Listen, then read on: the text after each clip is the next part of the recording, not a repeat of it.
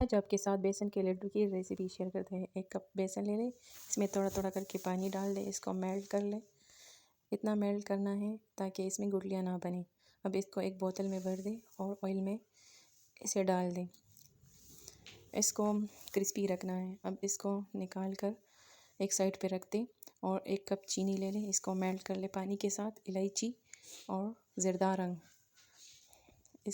अब इस पेस्ट को इसमें डालकर इसमें सारे नट्स डाल दें। अब इसके लड्डू बना लें। बेसन के लड्डू तैयार हैं। Subscribe my channel. Thanks for watching.